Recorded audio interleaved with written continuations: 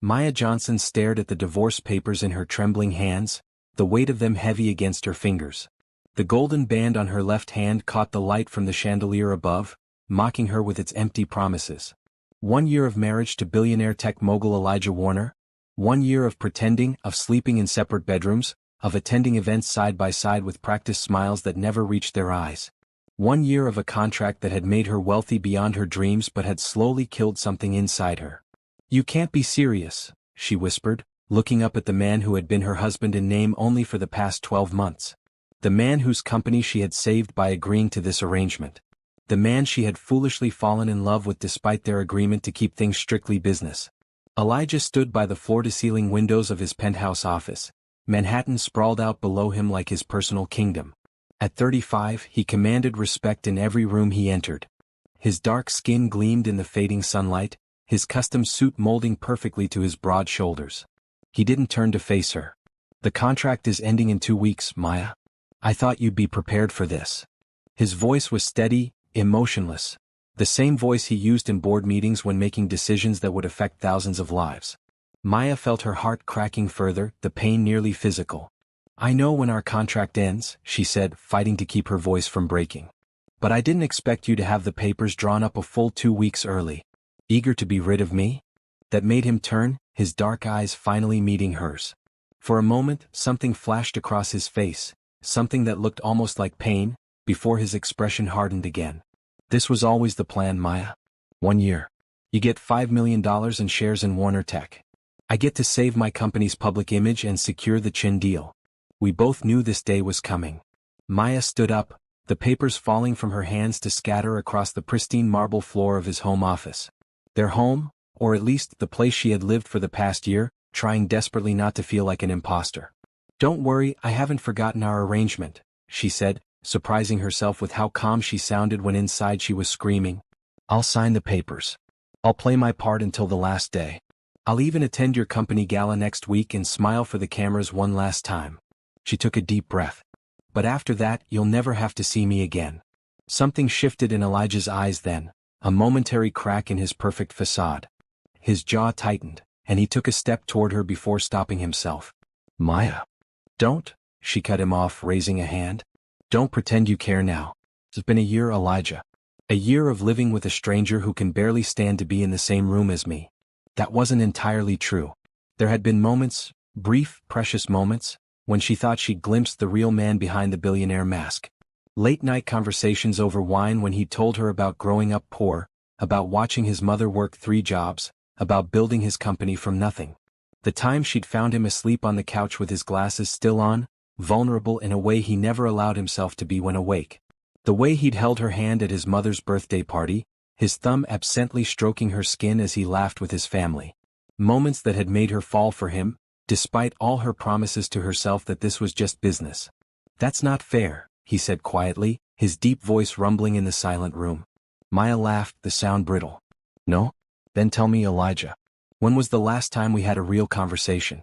When was the last time you came home before midnight? When was the last time you looked at me and actually saw me, not just the convenient solution to your PR problem?"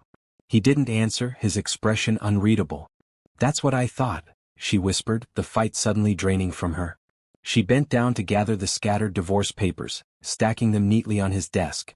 "I'll have these signed by tomorrow." She turned to leave, her designer heels clicking against the floor, shoes he had bought her like everything else she now owned. At the door, she paused, unable to stop herself from looking back one last time. Elijah stood exactly where she'd left him, but his perfect posture had faltered. His shoulders were slumped, his hand pressed against the window as he stared out at the city below. For a moment he looked lost, a man carrying burdens too heavy for any one person. Maya wanted to go to him, to press her hand against his back and tell him she understood. That she knew he'd made the practical choice when his company was on the verge of collapse after those false accusations. That she didn't blame him for choosing a business arrangement over real love. But she had her pride. And her heart couldn't take any more damage. "Goodbye, Elijah," she said softly before walking through the door and closing it gently behind her. In the hallway she leaned against the wall, eyes closed, fighting back tears. She wouldn't cry. Not here. Not where he might see or hear. Inside the office, unknown to Maya, Elijah Warner stared at the closed door, his hand clenched into a fist at his side. On his desk, his phone buzzed with an incoming call from his assistant. The screen displayed a calendar notification: Chin deal final signing, 2 weeks. The deal that had required a stable, married CEO at the helm of Warner Tech. The deal that would save the jobs of 5,000 employees. The deal that had made him propose a contract marriage to Maya Johnson, the brilliant finance expert who had first alerted him to the company's vulnerable position. The deal that was almost complete. As was his marriage. Elijah ignored the buzzing phone, his eyes still fixed on the door where Maya had disappeared.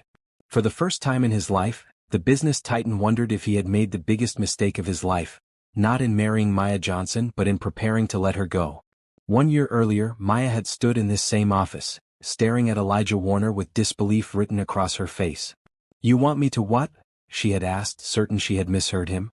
"Marry me," Elijah had repeated, his tone matter-of-fact as he paced before the same windows where he now stood daily. A business arrangement, of course. For 1 year. Maya, then just a financial consultant brought in to help Warner Tech through a rough patch, had laughed nervously. "Mr. Warner, if this is a joke." "I never joke about business, Ms. Johnson." His dark eyes had been serious, calculating. "And this is business. The Chin Group will not sign with a company they believe to be unstable. The rumors about my personal life are affecting Warner Tech's reputation." The rumors? The false accusations from his ex-girlfriend, claiming he had stolen her software ideas. The tabloid stories painting him as cold, untrustworthy, a man who used people and discarded them. "So you want to marry me to, what? Improve your image?" Maya had asked, incredulous. "To save my company," he had corrected. "The Chin deal is worth billions and will secure jobs for thousands of my employees. James Chin is old-fashioned. He believes in family values. He wants to see me settled. But why me? There must be 100 women who would jump at the chance to marry you, even temporarily." Elijah had stopped pacing then, fixing her with that penetrating gaze that made her feel exposed. "Because you understand business. Because you're smart and capable and not easily impressed by wealth. Because you discovered the financial leak that was bleeding my company dry when my entire team of experts missed it." He had paused. "And because I trust you not to sell this story to the tabloids." Maya had needed the money. Her mother's medical bills were piling up, and her student loans from her MBA were crushing her. $5 million would change everything. 1 year, she had agreed finally. No physical relationship required. Separate bedrooms. "And when it's over, we part ways amicably." "Precisely," Elijah had nodded, seemingly relieved. "A business arrangement beneficial to us both." Now, standing in her massive walk-in closet filled with designer clothes she had never dreamed of owning, Maya wondered how she could have been so naive. How she could have thought her heart would remain uninvolved when living with Elijah day after day, seeing the man behind the headlines. The man who worked tirelessly, who called his mother every Sunday, who secretly funded scholarships for underprivileged kids. The man who had never once looked at her as anything more than a business partner. Her phone buzzed with a text from Carmen, Elijah's sister and the only person who knew the truth about their arrangement. "You okay?" Elijah just called.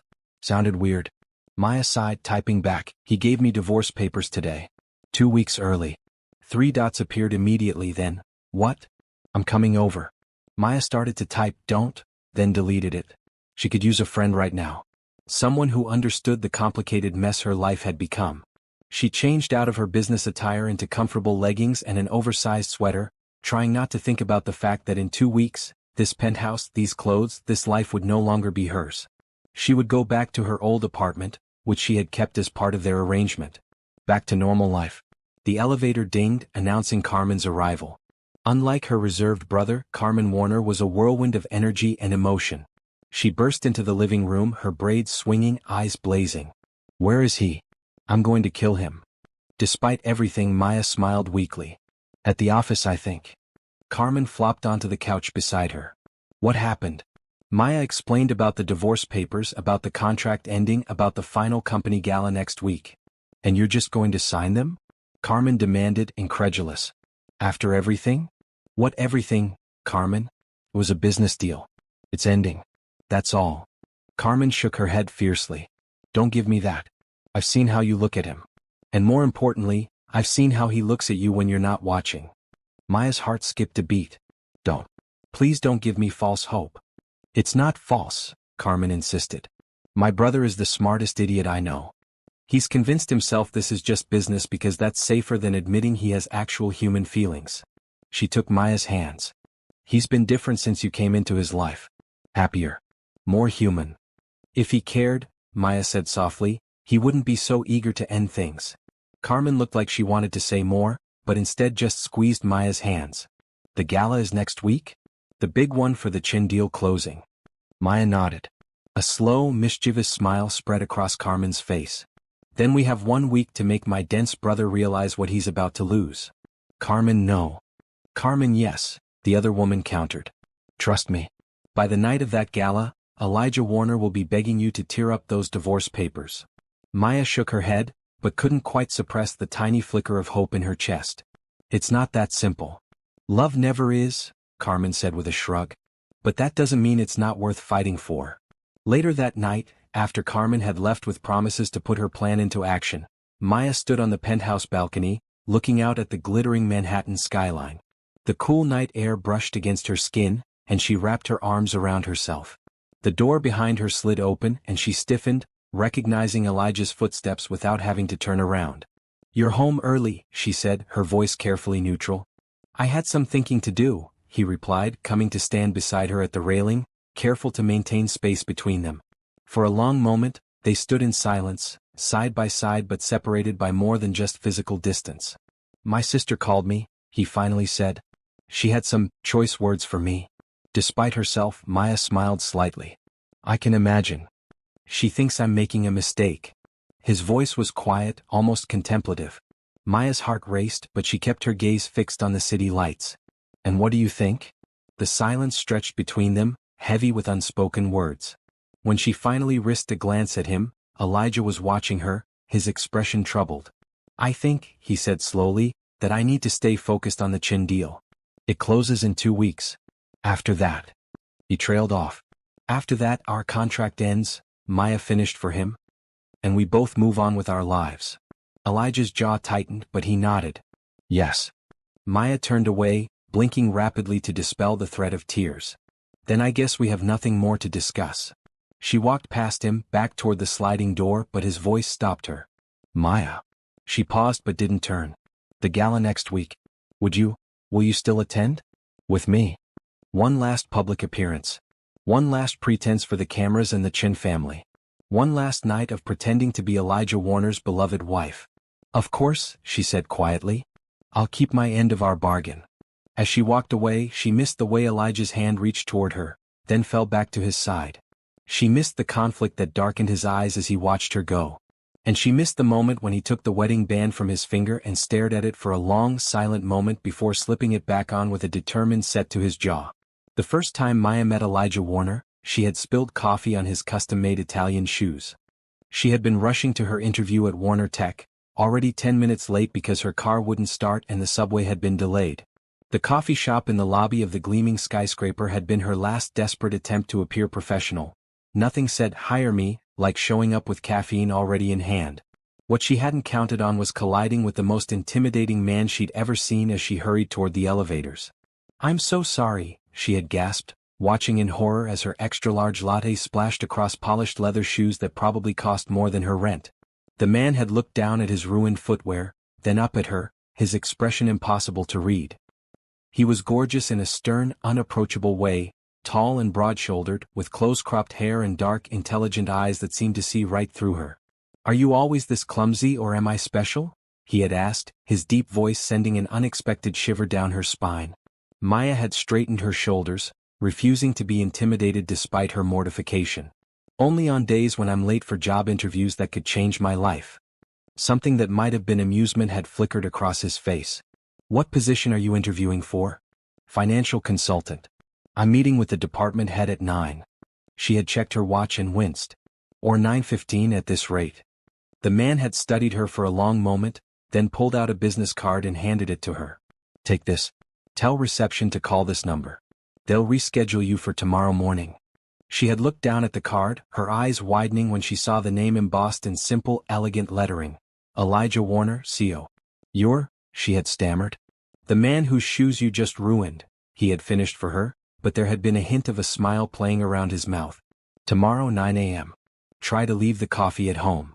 With that, he had walked away, leaving Maya staring after him, the expensive business card clutched in her suddenly trembling fingers. The next day she had arrived 30 minutes early, stone-cold sober, and with her presentation polished to perfection. When she had been ushered not into a conference room but directly to the CEO's office on the top floor, she had been shocked. Even more shocking was when Elijah Warner himself had greeted her, gesturing for her to sit across from him at his massive desk. "Mr. Warner," she had said cautiously, "I was expecting to meet with your financial team. They'll join us shortly." He had fixed her with that penetrating gaze. "But first I want to hear directly from you why I should hire the woman who ruined my favorite shoes." Rising to the challenge, Maya had launched into her analysis of Warner Tech's financial situation, pointing out vulnerabilities she had identified just from publicly available information. When she had mentioned the pattern she'd noticed in their quarterly reports, a pattern that suggested someone inside the company might be embezzling funds, Elijah had gone very still. By the time the financial team arrived, Elijah Warner had offered her triple the salary she had been expecting with one condition: she would report directly to him, bypassing the chain of command.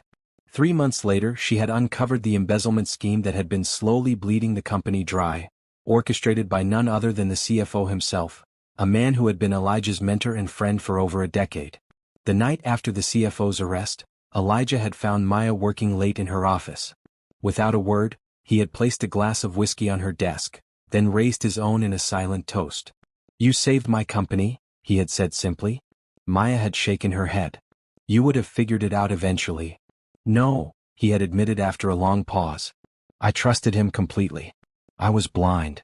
He had looked at her, then really looked at her as if seeing her for the first time. "Thank you for seeing what I couldn't." That moment, that single genuine moment of vulnerability from a man who otherwise seemed carved from stone, had been the beginning of Maya's downfall. The first crack in her professional detachment. The first hint that Elijah Warner might be more than just the cold, calculating businessman portrayed in the media. 2 weeks later, when the tabloids had erupted with accusations from his ex-girlfriend and Warner Tech stock had plummeted, he had called Maya into his office and proposed their arrangement. Now, sitting at her vanity in the penthouse that had been her home for the past year, Maya touched up her lipstick and tried to ignore the hollow feeling in her chest.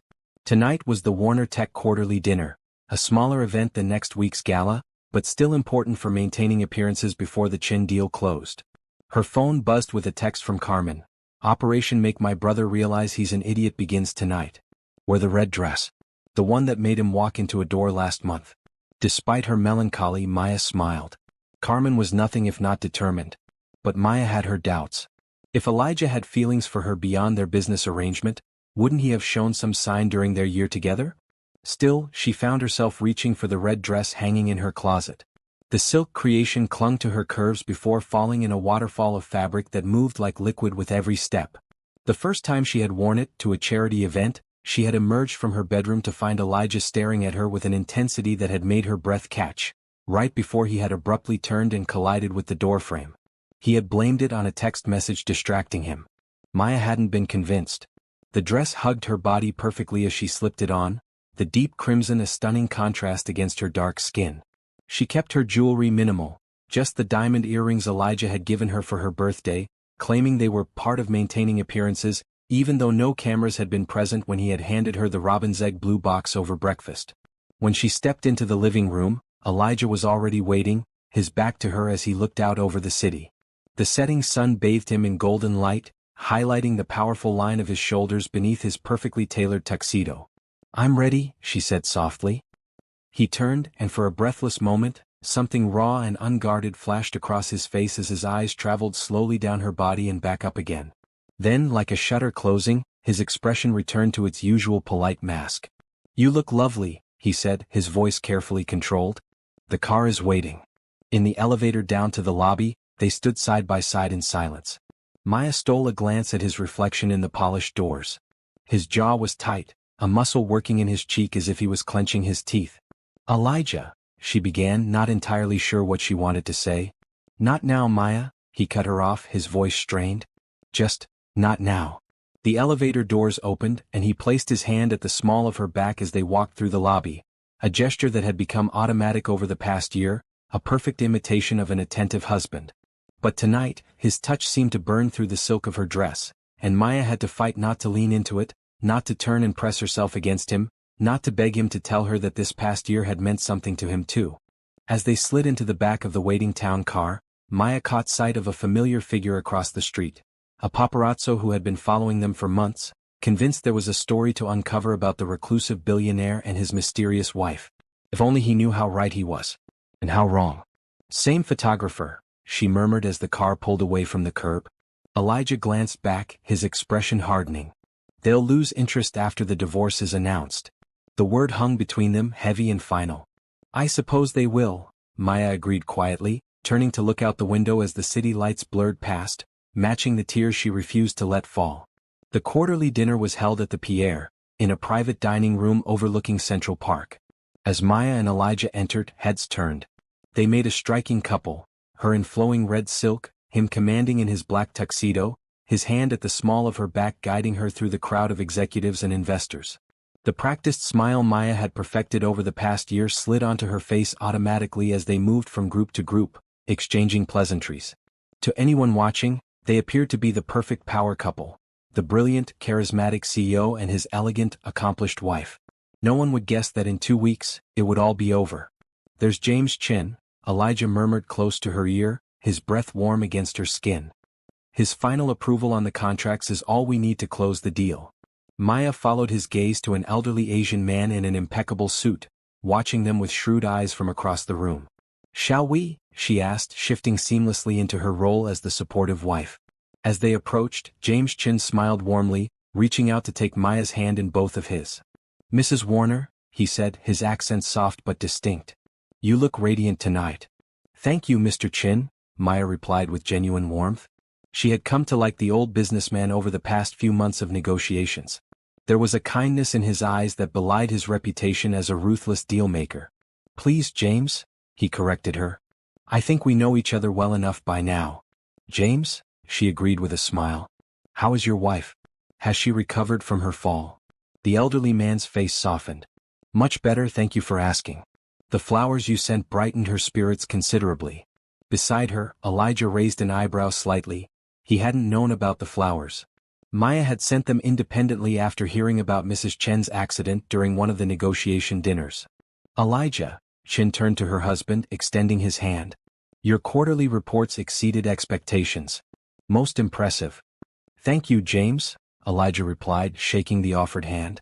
The new software division is performing beyond our projections. As the men fell into business discussion, Maya felt a tap on her shoulder and turned to find Carmen grinning at her. That dress is doing exactly what it's supposed to, Carmen whispered, linking her arm through Maya's and leading her slightly away from the men. He hasn't taken his eyes off you all night. He's just playing his part, Maya murmured, though her heart beat faster at Carmen's words. Aha, Carmen said skeptically. That's why he nearly spilled his drink when you bent over to fix your shoe earlier. She squeezed Maya's arm. Trust me, my brother is fighting a losing battle with himself. Before Maya could respond, she felt that familiar presence behind her. Elijah, his hand coming to rest lightly at her waist. Sorry to interrupt, he said, though his tone suggested he wasn't sorry at all. Maya, James was asking about that charity you support, the one for girls in STEM. Girls Rising, Maya supplied, allowing him to guide her back to where James Chin waited, his eyes twinkling with something that looked suspiciously like amusement as he watched them approach. Yes, Mrs. Warner was telling me about it last month, Chin said. My granddaughter is interested in computer science. I thought she might benefit from their mentorship program. For the next 20 minutes, Maya found herself deep in conversation with Chen about educational opportunities for young women, while Elijah stood beside her, his hand never leaving her waist. Occasionally he would add a comment, demonstrating how closely he had been listening each time she had talked about her passion project over the past year. It was moments like these that confused Maya the most, when Elijah seemed genuinely interested in her thoughts, her passions, her ideas. When he remembered tiny details she had mentioned months ago. When he looked at her with what appeared to be genuine admiration. If this was all just an act, he deserved an Oscar. As the evening progressed, they circulated through the room, the perfect team. Maya charmed investors while Elijah discussed strategy. They finished each other's sentences, anticipated each other's needs, moved in perfect synchronicity like partners who had been together for decades, not just a single year. During dinner, seated at the head table with the company's most important investors and board members, Maya felt Elijah's knee press against hers beneath the tablecloth. When she glanced at him questioningly, he was engaged in conversation with the board chairman, seemingly unaware of the contact. Yet his knee remained warm and solid against hers. And when she shifted slightly away, giving him space, he shifted too, maintaining the connection. These small moments of physical contact had been rare during their marriage. A hand at her back, a brush of fingers when passing a document, standing close together for photographs. Always explainable as necessary for their public image. Always proper. Always controlled. But tonight felt different. Tonight, Elijah seemed unable to stop touching her, small, almost unconscious points of contact that might have been meaningless if not for the tension Maya could feel radiating from him each time. After dinner, as the string quartet began to play and couples moved to the dance floor, Elijah turned to her, extending his hand. "Dance with me?" he asked, his voice lower than usual. Maya placed her hand in his, allowing him to lead her to the center of the floor. His arm slid around her waist, drawing her closer than was strictly necessary. Her breath caught as his cheek brushed against her temple. "You've been watching me all night," she whispered, unable to stop herself. "Why?" His hand tightened slightly at her waist. "Have I?" "You know you have."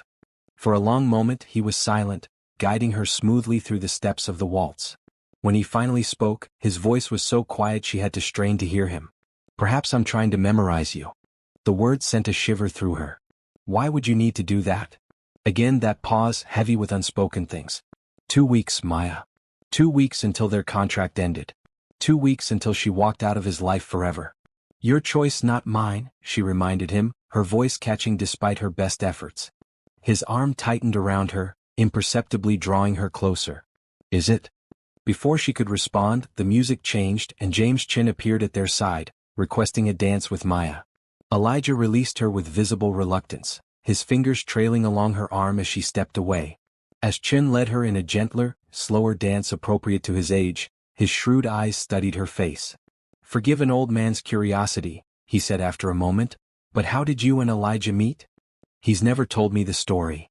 Maya smiled, recounting the coffee incident that had led to their first meeting. Chin laughed appreciatively at the image of the intimidating Elijah Warner with ruined shoes. "And when did you know he was the one?" Chin asked, his eyes twinkling. The question caught Maya off guard. For a year, she had been spinning half-truths about their relationship, creating a love story that didn't exist. But tonight, with the end so near, she found herself answering honestly. "There was a moment," she said softly, "about 3 months after we started working together. A project had gone wrong and the team was panicking. Everyone was pointing fingers, afraid to take responsibility. But Elijah stood up in front of the board and took the blame himself, even though it wasn't his fault." She smiled at the memory. "He protected his people. That's when I knew who he really was beneath all the power and money." It was true. That had been the moment she had begun to see beyond the billionaire facade to the man beneath. The man she had eventually fallen in love with, despite all her best intentions. Chin studied her face, something knowing in his expression. "And does he know that's when you fell in love with him?" Maya's steps faltered slightly. "Forgive me," Chin said quickly. "I am too direct sometimes. My wife says it's my worst quality." He smiled kindly. "But the best partnerships, Mrs. Warner, are built on honesty. Remember that." As the dance ended, Chin bowed slightly and returned her to where Elijah stood watching them, his expression unreadable. "Your wife is as intelligent as she is beautiful," Chin told Elijah. "You are a fortunate man." "I know," Elijah replied, his eyes never leaving Maya's face. Chin nodded, satisfied, then excused himself to speak with other guests. In the momentary privacy, Elijah took Maya's hand, his thumb stroking lightly over her knuckles. "What were you and Chin discussing?" he asked. "You looked serious." Maya hesitated, then decided on a partial truth. "He asked how we met. And when I knew." "When you knew what?" Elijah prompted when she trailed off. "When I knew you were the one," she finished, unable to keep a hint of bitterness from her voice. Elijah's expression tightened. "What did you tell him?" "The truth," she said simply. "Or part of it anyway." She pulled her hand from his. "I need some air." Without waiting for his response, she turned and made her way toward the terrace doors, feeling his eyes on her back with every step. Outside, the cool night air was a relief against her flushed skin. She moved to the stone balustrade, looking out over the twinkling lights of Central Park below. A moment later she heard the terrace door open and close, followed by familiar footsteps. Elijah came to stand beside her, close but not touching. "You're upset," he observed quietly. Maya laughed softly, the sound devoid of humor. "Upset? No. Tired maybe. Tired of pretending." "Maya. Do you know what the worst part is?" she interrupted, turning to face him. "The worst part is that sometimes I forget it's not real. Sometimes, when you look at me a certain way or remember something I mentioned months ago or laugh at one of my terrible jokes, I forget that this is all just a business arrangement to you." She shook her head. "And then I remember and it hurts all over again." Elijah's face was half in shadow, making his expression impossible to read. "You think this has been easy for me? Hasn't it?" she challenged. "The perfect solution to your problem. A wife who asks for nothing, who plays her part flawlessly, who will walk away when the contract ends without causing a scene. Is that what you think?" His voice was strained. "That you mean nothing to me?" Hope flared in Maya's chest, painful in its intensity. "What am I supposed to think, Elijah? You handed me divorce papers 2 weeks early." He stepped closer, close enough that she could feel the heat of his body. "I handed you those papers because—" The terrace door opened again, light spilling out as Carmen poked her head through. "There you are. The board chairman is looking for you both. Something about a toast." Elijah closed his eyes briefly, frustration evident in the set of his jaw. When he opened them again, his mask was back in place. "We'll be right there." Carmen looked between them, clearly sensing the tension, then nodded and retreated. Elijah offered Maya his arm. "Shall we?" Whatever moment had been building between them was gone, shattered by the interruption. Maya placed her hand on his arm, allowing him to lead her back inside, back to their performance. But as they rejoined the party, he leaned down, his lips brushing her ear as he whispered, "This conversation isn't over, Maya." Elijah sat in his office at Warner Tech, staring unseeing at the skyline through his floor-to-ceiling windows. The Chen contracts lay on his desk, awaiting only final signatures at next week's gala to complete the deal that had consumed his life for the past year. The deal that had given him a reason to propose to Maya. The deal that would no longer be an excuse to keep her in his life. He picked up his phone, staring at the home screen, a photo of him and Maya at his mother's birthday celebration 6 months ago. They were both laughing, his arm around her shoulders, her head tilted toward his. Anyone looking at that photo would see a happily married couple. How many times over the past year had he caught himself forgetting that their marriage wasn't real? How many mornings had he found himself lingering over breakfast, inventing reasons to stay at the table just to hear Maya's thoughts on everything from global economics to her favorite mystery novels? How many nights had he stood outside her bedroom door, his hand raised to knock, only to turn away at the last moment, reminding himself of their agreement? No physical relationship. No emotional entanglement. A business arrangement, nothing more. Yet somewhere along the way Maya Johnson had become essential to him. Not just as his contract wife, but as the first person he wanted to share news with, the only person who could make him laugh on his worst days, the woman who haunted his dreams. His office door opened without a knock. Only his sister would dare such a breach of protocol, and Carmen marched in, her expression thunderous. "You're an idiot," she announced, dropping into the chair across from his desk. Elijah sighed, setting down his phone. "I assume Maya told you about the divorce papers." "Of course she did." "She was devastated, Eli." Carmen leaned forward, her eyes flashing. "What were you thinking?" "I was thinking that our contract is ending in 2 weeks," he said flatly. "I was thinking that we had an agreement." "An agreement," Carmen repeated, her voice dripping with disdain. "Is that what you call it when you fall in love with someone but are too stubborn to admit it?" Elijah stiffened. "It's not like that." "No? Then why are you sitting here looking like someone died?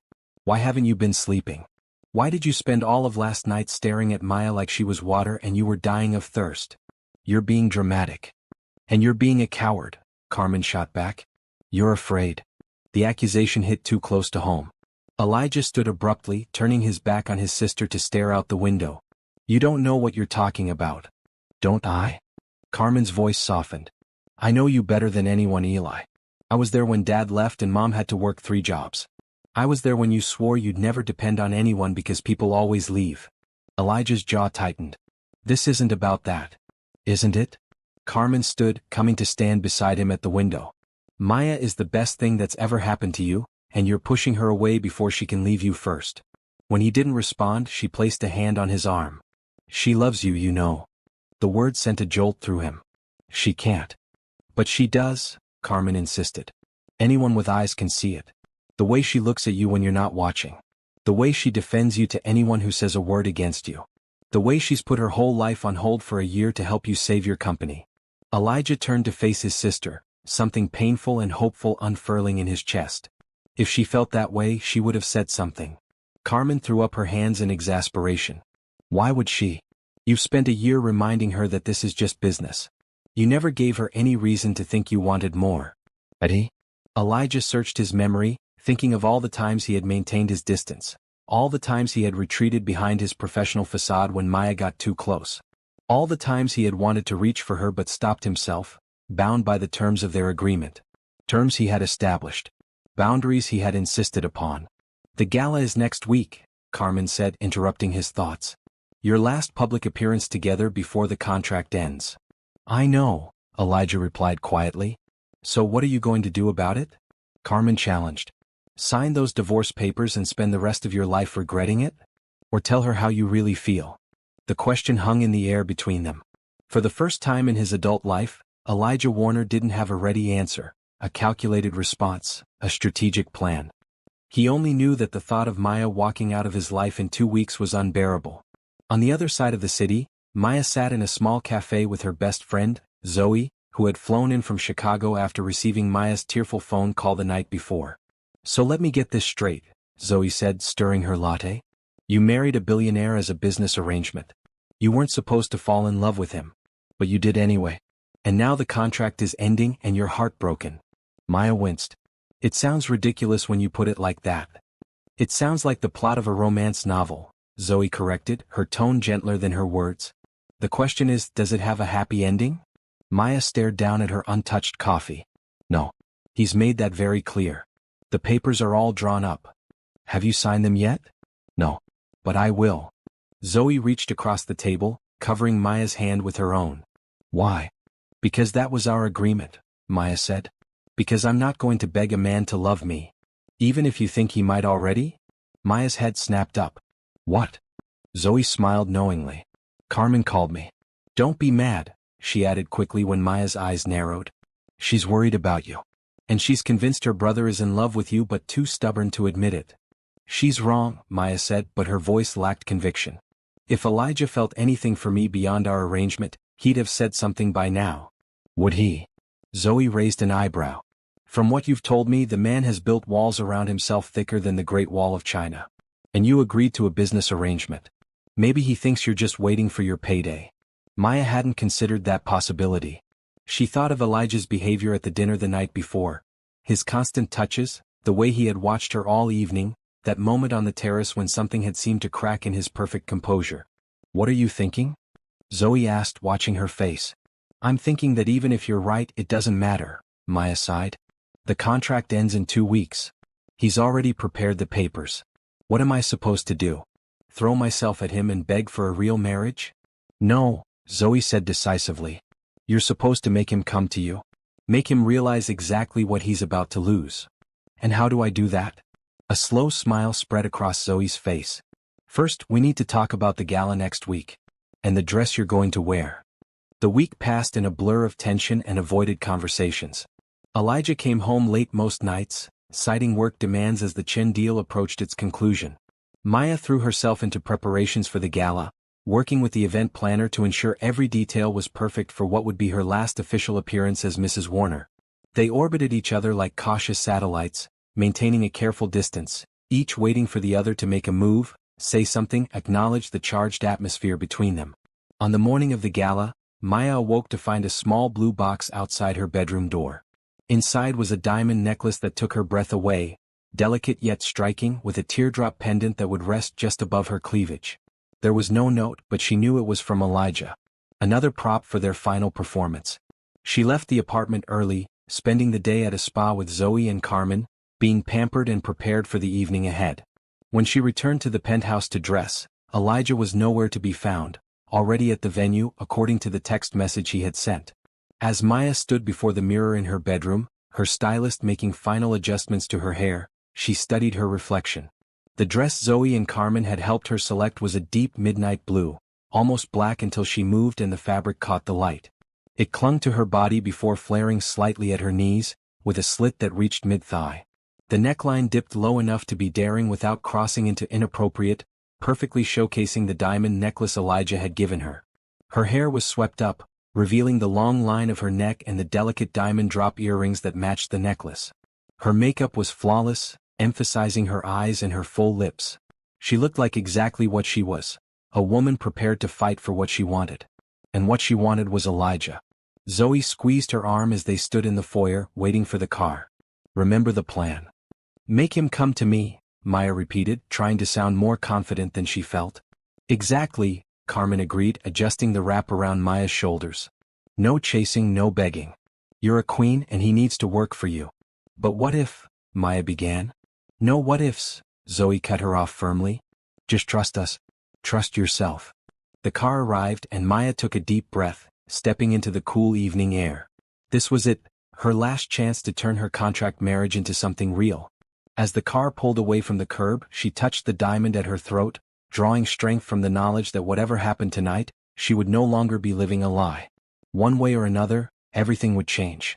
For better or worse, after tonight, she would know if Elijah Warner truly wanted her to be his wife. The Warner Tech Annual Gala was the social event of the season, bringing together the city's elite, business leaders, tech innovators, celebrities, and politicians, for a night of opulence in the name of charity. This year, it was being held at the Guggenheim Museum, transformed for the evening into a glittering wonderland of lights and flowers. Maya arrived alone, stepping out of the car to face a gauntlet of photographers. Flashbulbs exploded around her as she paused on the red carpet, offering her practiced smile. She moved with deliberate grace, making sure every camera captured the stunning figure she cut in her midnight blue gown. Inside, she handed her wrap to an attendant and paused at the entrance to the main hall, scanning the crowd for Elijah. She found him immediately, as if her eyes were naturally drawn to him, standing with James Chen and several other executives near the center of the room. He hadn't seen her yet. Maya took the moment to study him, her heart aching with how handsome he looked in his tuxedo, how commanding his presence was even in a room full of powerful people. As if sensing her gaze, Elijah looked up, his eyes finding hers across the crowded space. Even from a distance, she saw his expression change, saw the way his conversation faltered mid-sentence. Maya didn't move, didn't go to him as she normally would have. Instead, she turned slightly, accepting a glass of champagne from a passing waiter and taking a deliberate sip while maintaining eye contact with her husband. Come to me, she thought. If you want me, come to me. For a long moment, they stared at each other across the room, the crowd between them seeming to fade away. Then James Chin said something to Elijah, drawing his attention back to their conversation. Maya took a steadying breath and moved into the room, deliberately choosing a path that took her away from Elijah. She greeted board members and their spouses, charmed investors, laughed with Carmen who was watching the unfolding drama with poorly disguised glee. From the corner of her eye, she was aware of Elijah tracking her movements, his attention repeatedly drawn to her despite his ongoing conversations. Twice, he seemed to start toward her, only to be intercepted by another guest. He's definitely noticed you, Carmen murmured when they briefly found themselves alone. I haven't seen my brother this distracted since that time he forgot to sleep for 3 days working on his first major software release. Is that a good thing? Maya asked, her confidence wavering slightly. The night was young, but already the tension of maintaining her distance when she desperately wanted to be at Elijah's side was wearing on her. It's a very good thing, Carmen assured her. Trust the process. Before Maya could respond, a deep voice spoke from behind her. Mrs. Warner. She turned to find James Chen smiling at her, his eyes twinkling with what looked suspiciously like amusement. Mr. Chen, she greeted him warmly. How lovely to see you again. James, please, he reminded her. I was just telling your husband that you two make a remarkable couple. The way you complement each other is. He paused, searching for the right word, harmonious. Maya's smile faltered slightly. Thank you. Chin studied her face, his shrewd eyes missing nothing. You know, Mrs. Warner, in my culture we have a saying, the strongest trees bend in the wind but never break. He patted her hand gently. Your husband is a proud man, but not an inflexible one. Remember that. With that cryptic advice, he excused himself, leaving Maya staring after him in confusion. What was that about? Carmen asked. I'm not entirely sure, Maya admitted. But I think he just gave me relationship advice. Before Carmen could respond, the crowd shifted, and suddenly Elijah was there, standing before them. Up close, Maya could see the tension in his jaw, the intensity in his eyes as they swept over her. "Maya," he said, his voice lower than usual. "You look stunning." "Thank you," she replied, pleased that her voice remained steady despite the way her heart raced at his proximity. "I see you're wearing the necklace," he observed, his gaze lingering on the diamond at her throat. "It's beautiful," she said simply. "Thank you for the gift." An awkward silence fell between them, filled with all the things neither of them was saying. Carmen looked from one to the other, rolled her eyes, and muttered something about finding a drink before walking away, leaving them alone. "I've been looking for you," Elijah said after a moment. "You arrived separately." "I had appointments all day," Maya explained. It seemed simpler. Another silence, this one heavier than the last. "Would you like to dance?"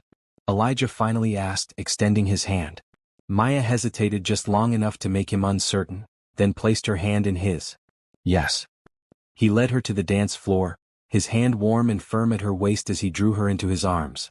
The orchestra was playing something slow and romantic, allowing him to hold her closer than strictly necessary. "Everyone is watching us," he murmured, his lips close to her ear.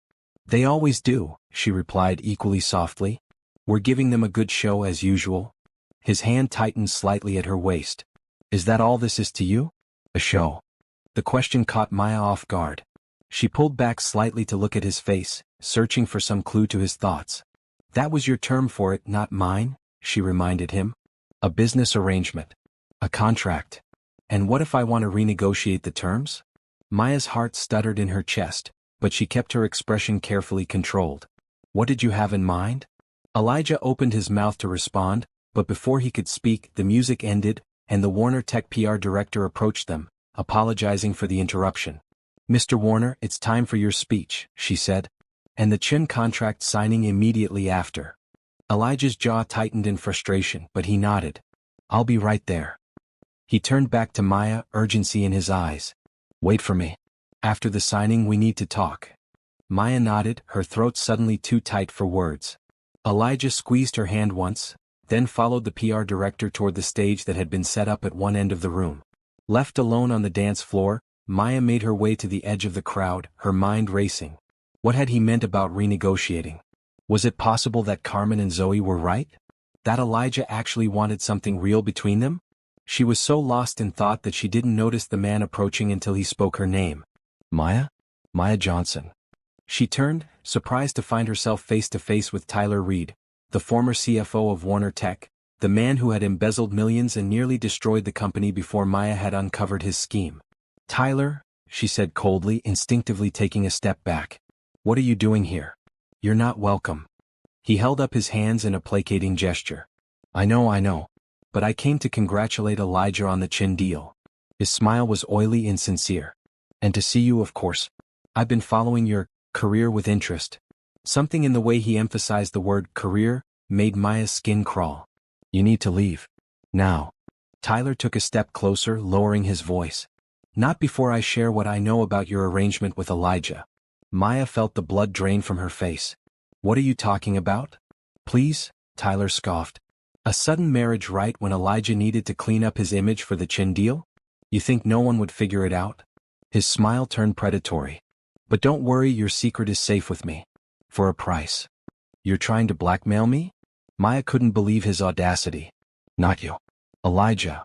Tyler nodded toward the stage where Elijah was just beginning his speech. "The Chin family are very traditional. If they found out his marriage was a sham, a business transaction." He shrugged. "Well, I don't think they'd sign those contracts tonight." Maya's mind raced. The Chin deal was worth billions, would secure the jobs of thousands of Warner Tech employees, would cement Elijah's legacy as the CEO who had saved the company from ruin. "What do you want?" she asked, her voice barely audible over the sound of Elijah's amplified speech. $2 million, Tyler replied promptly. "Transferred tonight. Or I'll be having a very interesting conversation with James Chin before those contracts are signed." Maya glanced toward the stage, where Elijah was concluding his speech to enthusiastic applause. She could see James Chin in the front row, nodding approvingly.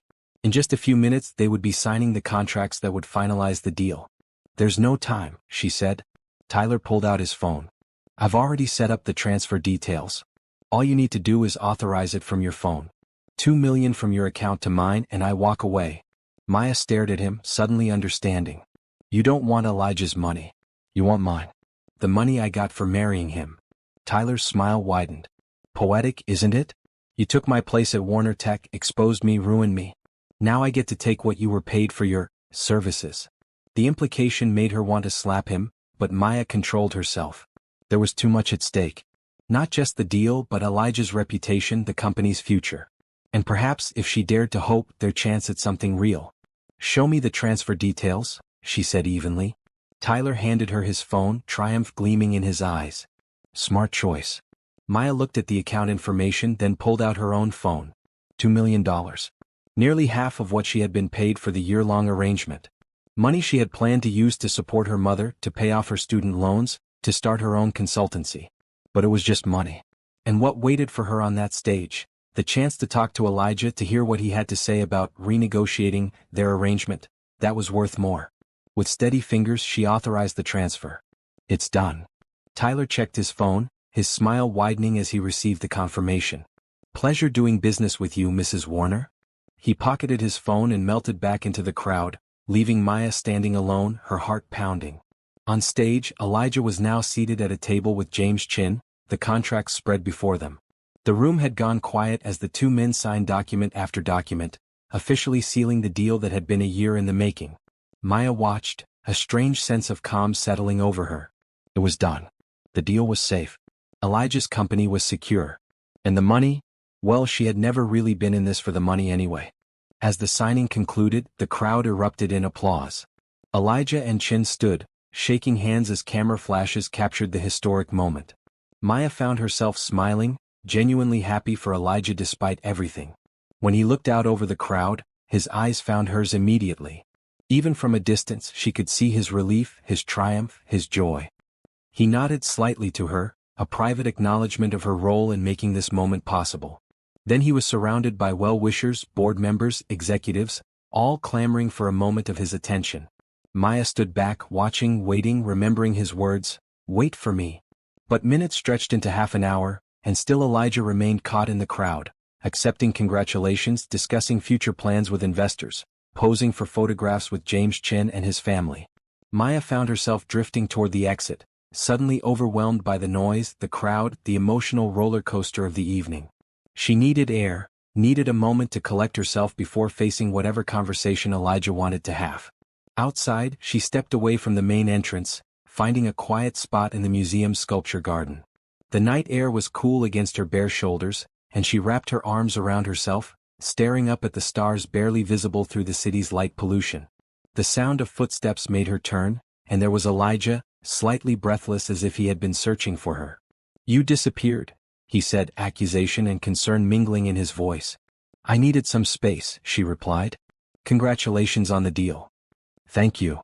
He moved closer, stopping an arm's length away. "But that's not what I want to talk about."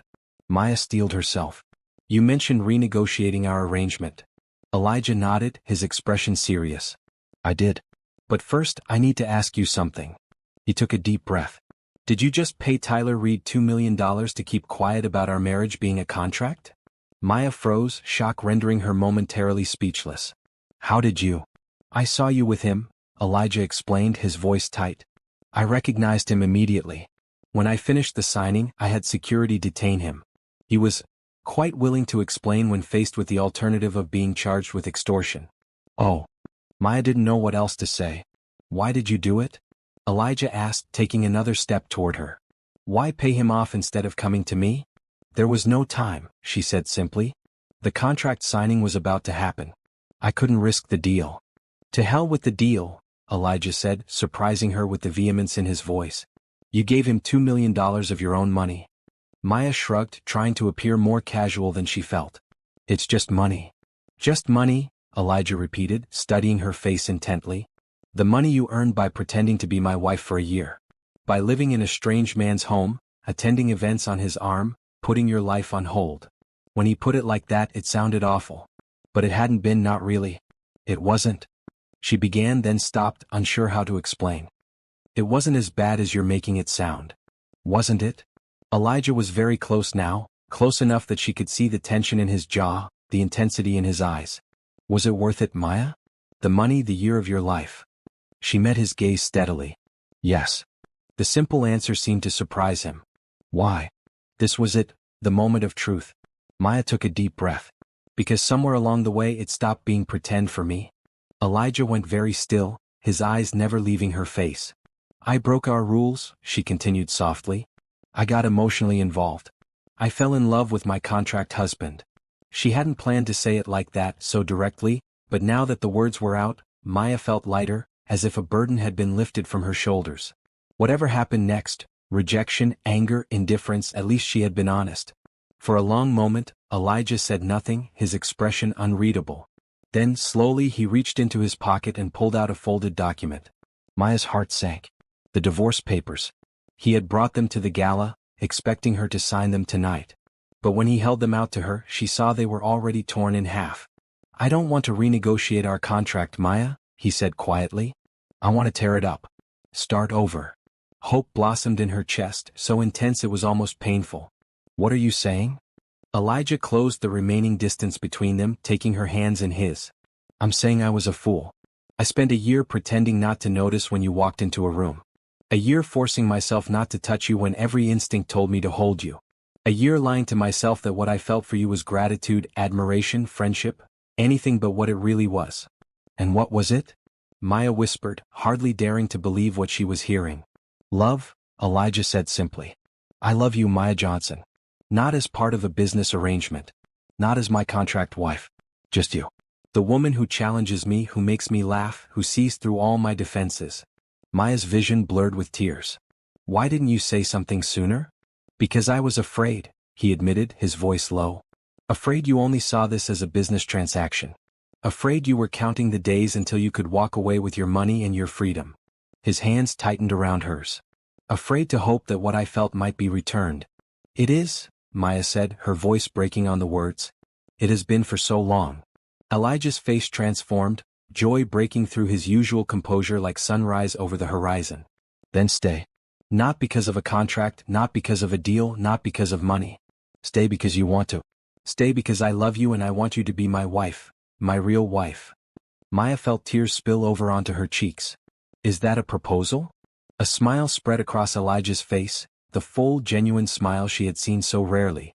Not yet, he said, reaching up to brush away her tears with his thumb. When I propose for real, it won't be at a business event with a torn-up contract in one hand. It will be something worthy of you.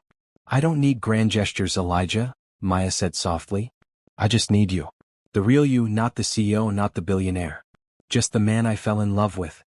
You have him, Elijah promised. He cupped her face in his hands, his touch achingly gentle. You've always had him, even when I was too stubborn to admit it. Slowly, giving her time to pull away if she wanted, he leaned down and pressed his lips to hers. Their first kiss after a year of marriage. Maya melted into him, her arms sliding around his neck as the kiss deepened. All the longing, all the unspoken feelings of the past year poured into that one moment, that one point of connection. When they finally parted, both breathless, Elijah rested his forehead against hers. No more fake marriage, he whispered. Tonight, I want us to be a real couple. Maya smiled, joy bubbling up within her. No escape. None, he agreed, pulling her closer. You're stuck with me now, my contract wife. Not a contract wife anymore, she reminded him, her heart so full it felt like it might burst. Just yours. Mine, Elijah echoed, wonder in his voice. As if he couldn't quite believe his good fortune. And I'm yours. Completely. Above them, the stars twinkled in the velvet sky, witnesses to the moment when a business arrangement became a love story. The night was still young, and for Elijah and Maya, it was just the beginning. The morning after the gala, Maya woke slowly, momentarily disoriented by the unfamiliar weight of an arm draped across her waist. She opened her eyes to find Elijah watching her, his expression soft with wonder. I was afraid I dreamed it, he murmured, his voice rough with sleep. That I'd wake up and you'd be gone. Maya smiled, reaching up to trace the line of his jaw with her fingertips. I'm right here. They had returned to the penthouse the night before, unable to keep their hands off each other in the privacy of the town car. What had followed was hours of discovery, of learning each other's bodies with the same intense focus they brought to everything else. It had been worth the wait. What are you thinking? Elijah asked, catching her hand and pressing a kiss to her palm. That I should have broken our rules sooner, Maya admitted with a smile. Elijah laughed, the sound freer and lighter than she had ever heard from him. If you had come to my bedroom at any point in the past year, I wouldn't have sent you away. Really? Even in the beginning? Especially in the beginning, he confessed. Why do you think I insisted on separate bedrooms? I didn't trust myself around you. Maya pushed herself up onto her elbow, looking down at him in disbelief. You were attracted to me from the start? From the moment you spilled coffee on my shoes and then refused to be intimidated by me, Elijah confirmed, tugging her back down to lie against his chest. But I told myself it was just physical attraction. That it would pass. And did it? Maya asked, tracing patterns on his skin. No, he said softly. It got worse. Because then I got to know you. Your intelligence, your kindness, your integrity. The way you stand up for what you believe in. The way you care about people. His arms tightened around her. I was doomed from the first week. Maya pressed a kiss to his chest, right over his heart. We wasted so much time. We have plenty ahead of us, Elijah assured her. If you want it. I want it, she said without hesitation. I want you. Everything. He smiled, rolling them over until he hovered above her. Then you shall have it, Mrs. Warner. Later, as morning sunlight streamed through the windows, they sat at the kitchen island eating breakfast. Maya in Elijah's dress shirt, him in just pajama bottoms. The domesticity of it felt both new and familiar, as if they had been doing this forever instead of just playing at it for the past year. We should talk about the money, Elijah said, setting down his coffee cup. Maya frowned slightly. What money? The $2 million you gave Tyler. His expression hardened at the mention of the former CFO. He's returned it, with interest, and signed a non-disclosure agreement that will keep him quiet permanently. How did you manage that? Maya asked, impressed despite herself. Elijah's smile was sharp. Let's just say I reminded him of the consequences of extortion, and that going quietly was his best option. Maya nodded, relieved that the threat was neutralized. So that's settled. Not quite. Elijah took her hand, his expression serious. There's also the matter of your payment for our arrangement. The $5 million. Maya tensed slightly. What about it? I want you to keep it, Elijah said firmly. All of it. You earned it and more. I don't need it anymore, Maya said softly. Not now. It's not about need. It's what's right. What's fair. He squeezed her hand. I won't have people thinking I bought you, Maya. She understood then, this wasn't about money, it was about her independence, her dignity. Okay, she agreed. But I want to use it to start my own consultancy, working with companies like the ones you support through your foundation. Helping them become financially stable. Elijah smiled warmly. I think that's a wonderful idea. And, Maya continued, I want us to be partners in every sense. No more arrangements, no more contracts. Just us building a life together. Partners? Elijah echoed, lifting her hand to his lips. I like the sound of that. The peaceful moment was interrupted by the chiming of the elevator, followed by Carmen's voice calling out, Hello? Where are my favorite lovebirds? Maya blushed, suddenly aware of her state of undress. Elijah merely grinned, wrapping his arm more firmly around her waist. In the kitchen, he called back. And you might want to announce yourself before barging in next time. Carmen appeared in the doorway, taking in the sight of them with undisguised glee. Finally. I've been waiting a year for this. She plopped herself down on a stool across from them, helping herself to a piece of toast from Maya's plate. So, how does it feel to be in love for real? Maya exchanged a glance with Elijah, unable to contain her smile. Pretty amazing. Worth the wait, Elijah agreed, pressing a kiss to her temple. Carmen pretended to gag. You two are going to be insufferable, aren't you? All lovey-dovey and disgusting. Absolutely, Elijah confirmed, not looking the least bit sorry. Good, Carmen said firmly. That's exactly how it should be. The rest of the day passed in a haze of happiness.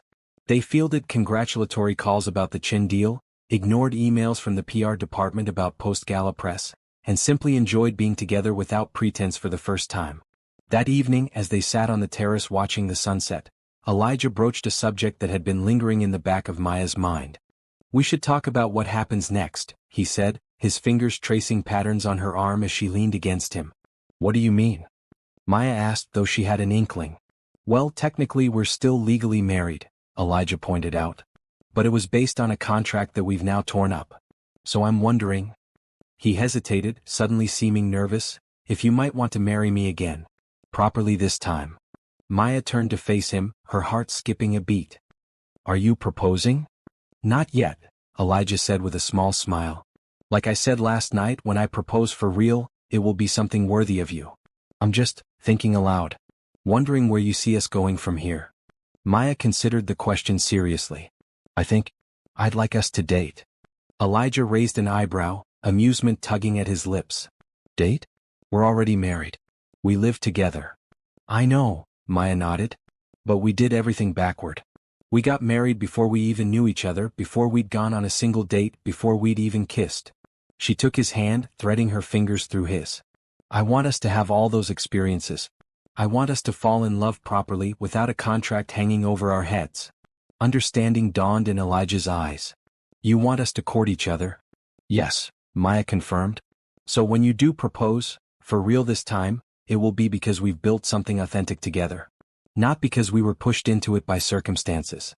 Elijah brought her hand to his lips, pressing a kiss to her knuckles. Maya Johnson Warner, will you do me the honor of dating me while we remain technically married? She laughed, the sound light and joyful. Yes, Elijah Warner. I will. Then it's settled, he said decisively. Our first official date is tomorrow night. I'll pick you up at 7. We live in the same house, Maya reminded him, amused. Details? Elijah waved dismissively. I'll be very gentlemanly and meet you at your bedroom door. The look in his eyes was anything but gentlemanly, and Maya felt heat curl through her at the promise it held. And will you be walking me back to my door at the end of the night too? Of course, he murmured, pulling her closer. But whether I come inside or not will depend entirely on how the date goes. Maya laughed, wrapping her arms around his neck. I'll be sure to be on my best behavior then.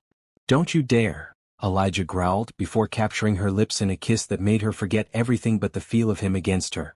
True to his word, Elijah knocked on Maya's bedroom door at precisely 7 o'clock the following evening. When she opened it, she found him standing in the hallway in a perfectly tailored suit, holding a bouquet of red roses. For you, he said, presenting them with a formal bow that made her laugh. Thank you, Maya replied, accepting the flowers. She had spent the day in her own office at Warner Tech, working on the transition plan for her new consultancy, and had come home early to prepare for their first date. She had chosen a simple but elegant black dress that she knew Elijah had always admired, and had taken extra care with her hair and makeup. The way his eyes darkened as they traveled over her made it clear his appreciation hadn't dimmed. You look beautiful. You don't look so bad yourself, she returned with a smile. Where are we going? It's a surprise, Elijah said, offering his arm. Shall we? To Maya's astonishment, he led her not to the elevator but to the rooftop garden above their penthouse. As the door opened, she gasped in delight. The entire space had been transformed with thousands of twinkling lights and cascades of flowers. In the center stood a table for two, elegantly set with crystal and silver. Elijah, she breathed, taking in the scene. This is amazing. I wanted our first date to be special, he said, leading her to the table. And private. Just us. A personal chef served them course after course of exquisite food, while a string quartet played softly in the background. As they ate, they talked, not about business or the company or their public appearances, but about themselves. Their childhoods, their dreams, their fears. All the things they should have shared before marriage, but were only now discovering about each other. I always wanted to be a firefighter when I was a kid, Elijah confessed over dessert. Right up until I was about 14. What changed? Maya asked, fascinated by this glimpse into his past. I discovered computers, he said with a rueful smile. Specifically, I discovered I could make money fixing them. And money was something we desperately needed after my father left. Maya reached across the table, taking his hand. Tell me about your mother. I've met her, of course, but you rarely talk about your relationship with her. Elijah's expression softened. She's the strongest person I know. When my father walked out, she had 2 kids to raise and no support. She worked 3 jobs, made sure Carmen and I never went without, somehow found time to come to every school event. His voice filled with quiet pride. She's the reason I am who I am. She raised a good man, Maya said softly. Elijah's eyes met hers, vulnerable in a way he rarely allowed himself to be. I've tried to be. I haven't always succeeded. None of us are perfect, Maya assured him. But you're honest, hardworking, loyal to the people who matter to you. Those are pretty good qualities in my book. A comfortable silence fell between them as they both reflected on the conversation. Finally, Elijah spoke again, his tone lighter. "So, am I doing okay? As a first date?" There was a hint of genuine uncertainty beneath the teasing question that touched Maya's heart. "The best first date I've ever had," she assured him. After dinner, they danced under the stars, Elijah holding her close as they swayed to the music of the quartet. Unlike their public performances at galas and events, this dance was private, intimate, just for them. When the night grew cool, Elijah wrapped her in his jacket, and they sat together on a cushioned bench, looking out over the city lights. "Thank you for giving me a second chance," he said quietly, his arm around her shoulders. "For giving us a second chance." Maya leaned into him, her head on his shoulder. "Thank you for being brave enough to ask for one." When he walked her back to her bedroom door, Elijah kissed her with a tenderness that brought tears to her eyes. "Good night, Maya," he whispered against her lips. "Sleep well." Then, to her surprise, he turned and walked away, heading toward his own bedroom at the other end of the hall. "Elijah?" she called after him, confused. He looked back, a smile playing around his lips. "I'm courting you, remember? Properly this time." His eyes darkened with promise. "Don't worry, I won't make us wait a year." Maya laughed, shaking her head at him. "Good, because I might not last a week." His answering laugh echoed in the hallway as he disappeared into his room, leaving Maya leaning against her doorframe, her heart so full of love and happiness she thought it might burst. The days that followed fell into a new pattern, a delicious blend of their old life and something entirely fresh. They still went to work at Warner Tech, still attended meetings and events together. But now there was no pretense, no careful distance, no rules about touching or showing affection. Elijah kissed her goodbye each morning before they left for the office. He held her hand during meetings. He brought her coffee just the way she liked it without being asked. Small gestures that spoke volumes about his feelings. In the evenings he took her on proper dates, restaurants where they lingered over meals, talking for hours, a Broadway show where he held her hand throughout the performance, a private viewing at an art gallery because he remembered she had mentioned loving a particular artist. Each night he walked her to her bedroom door. Each night the goodnight kiss grew longer, more passionate, more difficult to break away from. Each night, he forced himself to leave to honor his promise to court her properly. By the end of the week, Maya was ready to scream with frustration. "This is ridiculous," she complained to Carmen over lunch on Friday. "We're literally married. We've already slept together. And now he's making us wait?" Carmen grinned, clearly enjoying her brother's approach. "He's trying to be romantic. Give the guy a break. He's making up for an entire year of pretending he didn't want to rip your clothes off." Maya sighed, pushing her salad around her plate. "I know. And it is romantic. But it's also driving me crazy." "So do something about it," Carmen suggested with a wicked gleam in her eye. "Take matters into your own hands." That evening Maya prepared carefully. She wore the midnight blue dress from the gala, the one that had made Elijah stare at her across a crowded room with naked longing.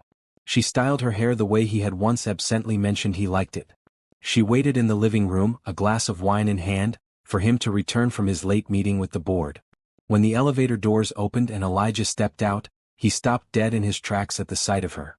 "Maya," he said, his voice dropping to that deep register that never failed to send shivers down her spine. "What's the occasion?" She set down her wine glass and walked toward him, enjoying the way his eyes darkened as she approached. "I'm kidnapping you." Elijah raised an eyebrow, a smile tugging at his lips. "Is that so?" She reached up, loosening his tie and slipping it free from his collar with deliberate slowness. "You've been very sweet taking me on all these dates, being so gentlemanly." She undid the top button of his shirt. "But I'm officially ending our courtship." His hands came to rest on her waist, warm and steady. "Any particular reason?" "Yes," Maya said, rising on her tiptoes to brush her lips against his. "Because I'm already in love with you. Because we've wasted enough time. And because if you don't take me to bed right now, Elijah Warner, I might actually lose my mind." A low laugh rumbled through his chest. "Well, we can't have that." In one smooth motion, he swept her up into his arms, carrying her toward his bedroom as she laughed in delight. "So much for my romantic plans," he murmured against her neck.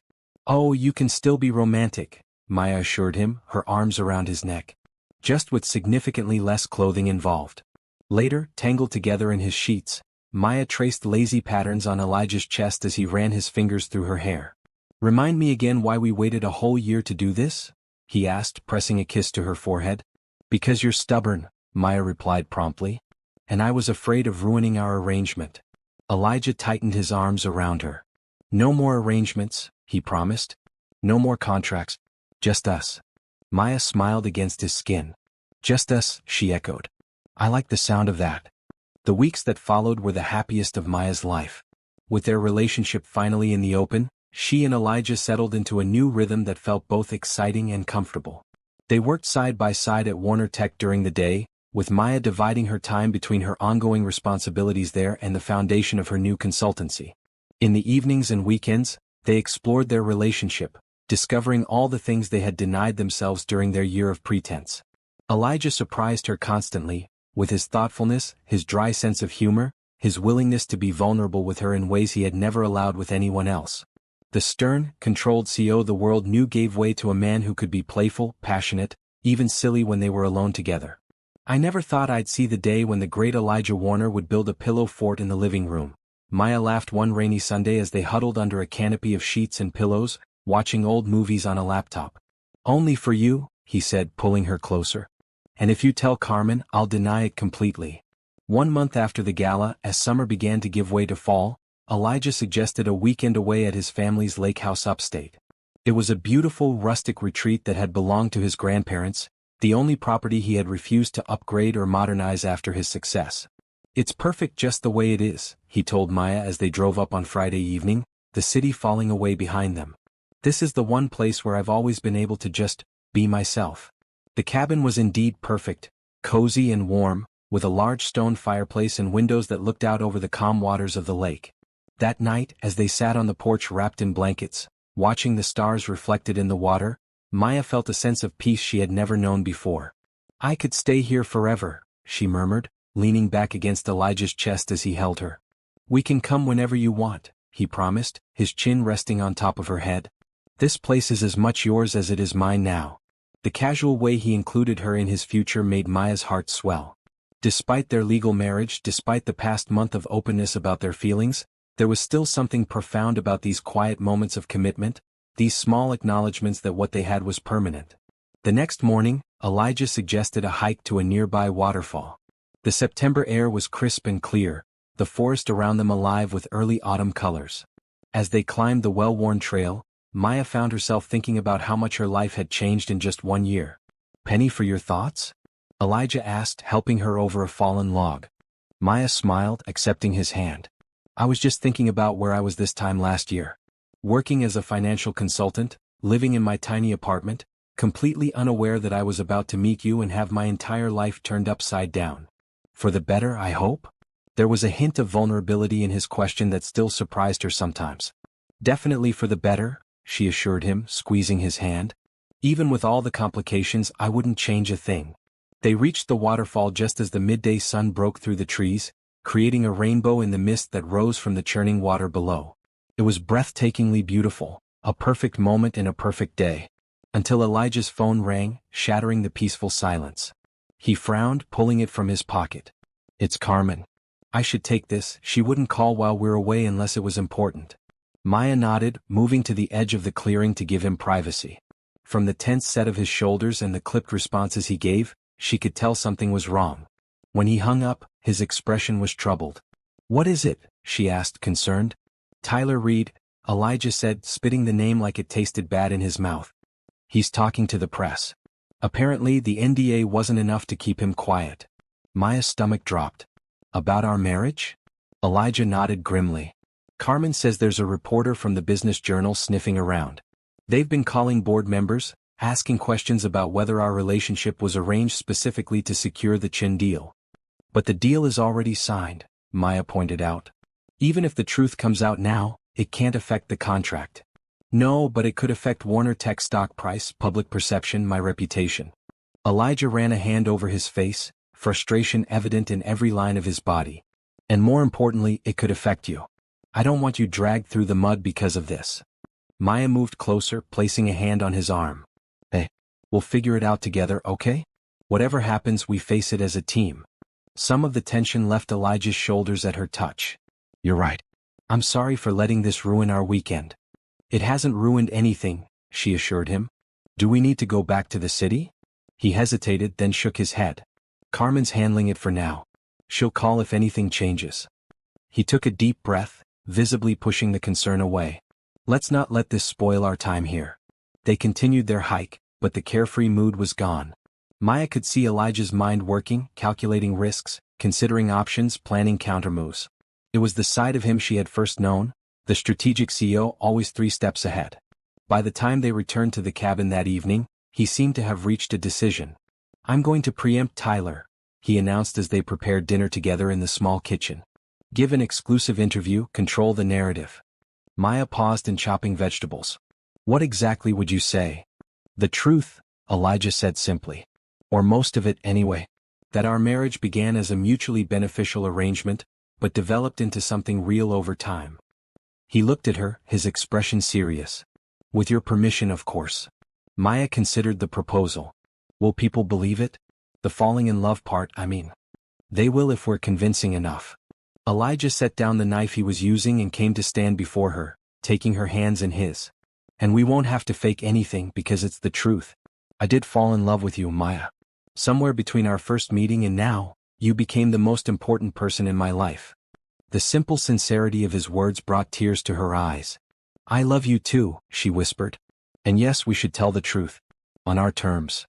Relief and gratitude flickered across his face before he leaned in to kiss her softly.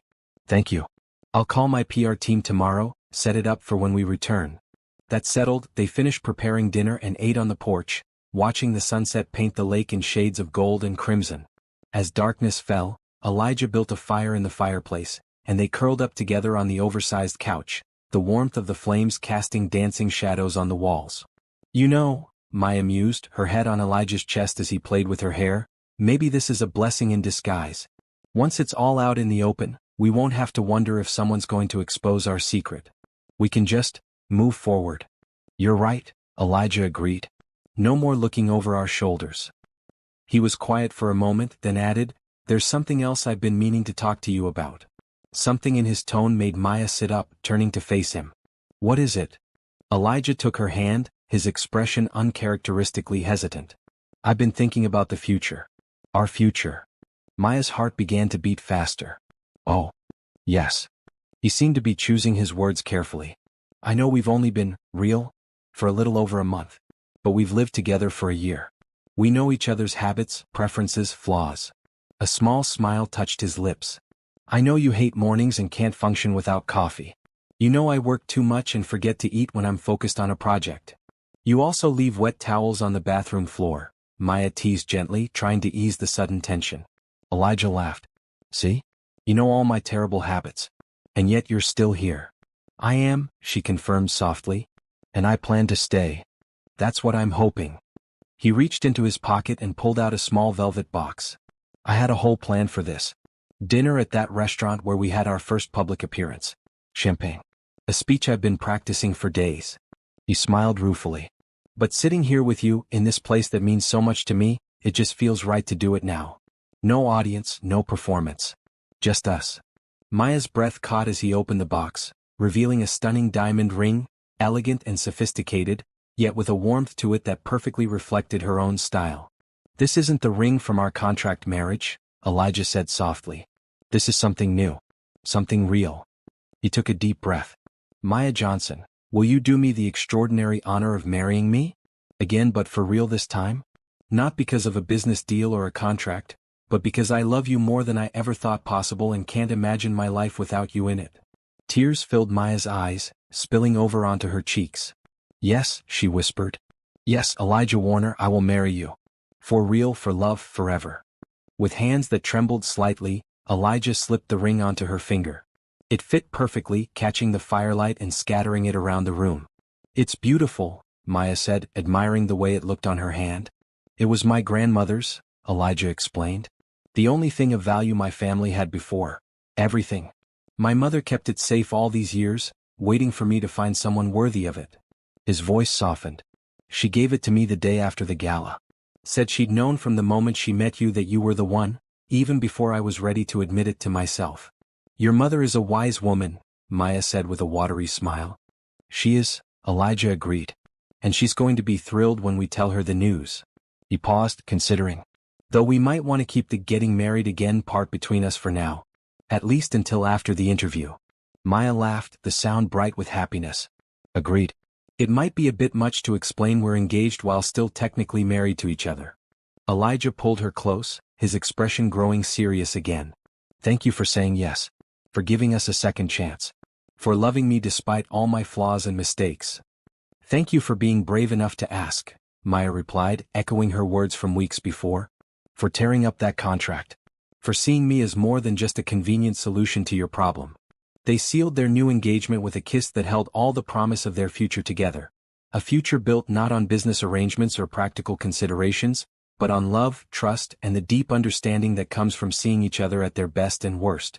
Outside, the lake reflected countless stars in its still surface, while inside, before the dancing flames of the fire, Maya and Elijah began to plan their second wedding. One that would celebrate not what they pretended to be, but who they truly were together. The exclusive interview with the Business Journal was scheduled for the Wednesday after their return from the lake house. Maya and Elijah spent the intervening days preparing with the PR team, crafting their narrative carefully, honest enough to be believable but private enough to protect the core of their relationship. Remember, the PR director advised during their final prep session, the key message is transformation. What began as a practical arrangement evolved naturally into genuine love. Focus on the moments that changed your perspective about each other. Maya nodded, thinking of those quiet evenings when Elijah had let his guard down, the time she had glimpsed the man behind the powerful CEO facade. There was no shortage of truth to draw from. Elijah squeezed her hand under the conference table. We've got this, he said quietly. The morning of the interview, however, brought an unexpected complication. Maya woke feeling nauseated, barely making it to the bathroom before emptying the contents of her stomach. Are you all right? Elijah asked, concern evident in his voice as he held her hair back. Just nervous about the interview, I guess, Maya said weakly, though she had never experienced anxiety this way before. We can reschedule if you're not feeling well, he offered immediately. Maya shook her head, rinsing her mouth at the sink. No, we need to get ahead of this story. I'll be fine. Despite her assurances, the nausea persisted throughout the morning. By the time the journalist arrived at their penthouse, they had decided a home setting would reinforce the personal nature of their story. Maya was sipping ginger tea and trying to ignore the churning in her stomach. Maya, are you sure you're up for this? Elijah asked one last time as they waited for the journalist to be shown up. Positive, she said with more confidence than she felt. This is too important to postpone. The interview began smoothly enough.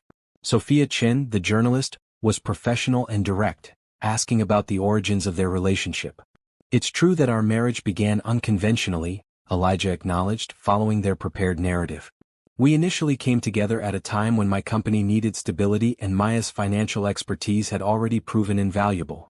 So it was a business arrangement? Chin prompted. At first, Maya confirmed. But we quickly discovered there was more between us than a contract. Chin looked skeptical. Yet sources close to Warner Tech suggest the marriage was specifically timed to coincide with negotiations for the Chin deal, which required a stable leadership image. Elijah didn't flinch. The timing wasn't coincidental, I'll admit that. But what began as practical considerations developed into something neither of us expected. As the interview progressed, Maya found herself increasingly uncomfortable, not just from the probing questions but from the persistent nausea that seemed to be getting worse rather than better. When Chin asked about their future plans, Maya stood abruptly. Excuse me for a moment, she managed to say before hurrying from the room. In the bathroom, she splashed cold water on her face, trying to steady herself. The queasiness, the sensitivity to smells, the fatigue she had been feeling lately but had attributed to stress. A suspicion began to form in her mind, one that both terrified and exhilarated her. When she returned to the living room, Elijah was wrapping up the interview, his expression concerned as he glanced at her. I think that's all the questions we have time for today, he said firmly to Chin. My wife isn't feeling well. The journalist looked disappointed but gathered her notes. Thank you both for your candor. The article will run in Friday's edition. After Chin left, Elijah immediately came to Maya's side. That's it. I'm calling the doctor. No need, Maya said, her voice shaky. I think I know what's wrong with me. Or rather, what's right. Elijah's brow furrowed in confusion. What do you mean? Maya took a deep breath, hardly daring to voice her suspicion. Elijah, I think I might be pregnant. His eyes widened, a complex mixture of emotions crossing his face: shock, wonder, concern, and something that looked very much like hope. "Are you sure?" he asked softly. "No," she admitted. "But the symptoms fit. The nausea, the fatigue, the sensitivity to smells." She bit her lip. "I'm late too. I didn't think much of it because my cycle has always been irregular, especially under stress, but now with everything else." Elijah was already reaching for his phone. "I'm calling Dr. Patel. She can come here, do a test right away." 2 hours later they had their answer. Dr. Patel, Elijah's personal physician, confirmed what Maya had suspected. She was approximately 6 weeks pregnant. "Everything looks normal," the doctor assured them after a preliminary examination. "But given the early stage, we'll want to monitor you closely. I'll set up an appointment for a full workup next week." After she left, Maya and Elijah sat together on the couch, still processing the news. "A baby?" Elijah said, wonder in his voice. "Our baby."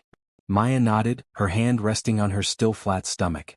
"It must have happened that first night after the gala." Elijah's expression grew serious. "How do you feel about this? I know it's unexpected. We never discussed children, and with your new consultancy just getting started." "I'm scared," Maya admitted. "It's sooner than I would have planned. But I'm also happy."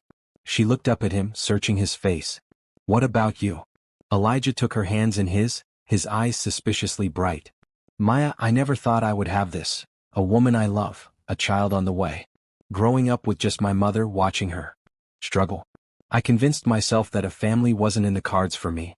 That I was better off alone, focused on my work." He swallowed hard. "But the thought of having a family with you? It's everything I never knew I wanted." Relief washed over Maya. "So we're doing this? We're having a baby?" "We're having a baby," Elijah confirmed, his smile brighter than she had ever seen it. He leaned forward, pressing a gentle kiss to her lips. "And I promise you this child will never doubt for a moment that they are loved, that they are wanted, that they belong." Words that, Maya realized, spoke to Elijah's own childhood wounds as much as to their future child. She cupped his face in her hands, her heart overflowing with love for this complex, guarded man who was allowing himself to be vulnerable with her. "Our child will know all of that," she promised. "Every single day." They spent the rest of the evening talking, about the baby, about the practical arrangements they would need to make, about their fears and hopes for parenthood. Maya called her mother, sharing the news through happy tears, while Elijah called his mother and Carmen, both of whom responded with excitement that matched their own. It was well past midnight when they finally went to bed, Elijah curling protectively around Maya, his hand resting over her stomach where their child was growing. "I love you," he whispered against her hair. "Both of you." Maya covered his hand with hers, contentment washing over her. "We love you too." The next morning, however, the bubble of joy was abruptly burst when Carmen called, her voice tense. "Have you seen the Business Times?" she asked without preamble. "No," Elijah replied, putting the call on speaker so Maya could hear. "Our interview with the Business Journal doesn't run until Friday." "This isn't about your interview," Carmen said grimly. "Tyler Reed gave his own exclusive. With emails." "Emails?" Maya repeated, a sinking feeling in her stomach. "Apparently he saved copies of the correspondence about your arrangement," Carmen explained. "The original contract, the payments, everything. He claims he found them during discovery for an unrelated lawsuit and felt morally obligated to expose the truth." Elijah's face darkened with anger. "That snake. After everything he stole from the company, he has the gall to claim moral high ground. The article is not kind," Carmen continued. "It's framing the whole thing as a deception orchestrated to manipulate the Chin deal. They're questioning the legality of it, suggesting it might constitute fraud." Maya felt the blood drain from her face. "Fraud? That's ridiculous. We were legally married. There was nothing illegal about our arrangement." "Tell that to the Business Times," Carmen said dryly. "They're running with the headline Warner Tech CEO's marriage of convenience. Did fake love seal billion-dollar deal?" Elijah swore under his breath. "I'll have legal look at it immediately. This is clearly defamation." "That's not all," Carmen added, her voice dropping. "The stock is already taking a hit in pre-market trading. The board is calling an emergency meeting for 10 a.m. "I'll be there," Elijah said grimly. After ending the call, he turned to Maya, his expression a mixture of anger and concern. "I'm so sorry. This is exactly what I wanted to avoid." "It's not your fault," Maya assured him, though she couldn't quite hide her own worry. We knew this was a possibility when we decided to go public ourselves. At least we have the Business Journal interview coming out Friday. That will help counter the narrative. Elijah nodded, but his jaw was tight. I'll handle the board. You should stay home, rest. Think about the baby. Maya bristled slightly at his protective tone. I'm pregnant, not sick. And I'm still CFO of Warner Tech. I should be at that board meeting too. Elijah looked like he wanted to argue, but after a moment's hesitation, he nodded. You're right. We're in this together. The board meeting was every bit as tense as they had anticipated. Several members were openly hostile, accusing Elijah of compromising the company's integrity and potentially exposing them to legal liability. The Chen family could sue us for misrepresentation, argued Richard Winters, one of the oldest board members. They believed they were dealing with a stable, traditionally married CEO, not a man in a business arrangement masquerading as a marriage. There was no misrepresentation, Elijah countered firmly. Maya and I were legally married. The contract between us was private, not related to company business. But the timing, another board member pressed. You have to admit it looks suspicious. I've never denied that Warner Tech's public image was a consideration in our decision to marry when we did, Elijah acknowledged. But that doesn't change the fact that the Chin deal was won on the merits of our technology and business plan, not on my marital status. Throughout the debate, Maya sat quietly beside Elijah, her hand occasionally brushing his under the table, a silent reminder that he wasn't facing this alone. When finally called upon to speak, she addressed the board with the calm confidence that had earned their respect over the past year. I understand your concerns, she said. But I want to make something very clear. While our marriage may have begun as an arrangement, that doesn't mean it wasn't real.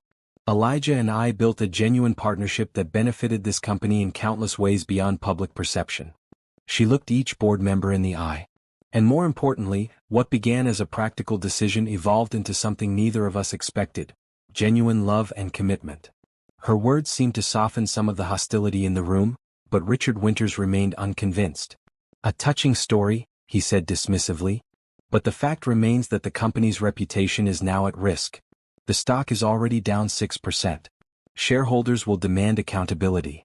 Then we'll provide it, Elijah said firmly. The Business Journal will publish our interview on Friday. We're being transparent about how our relationship evolved.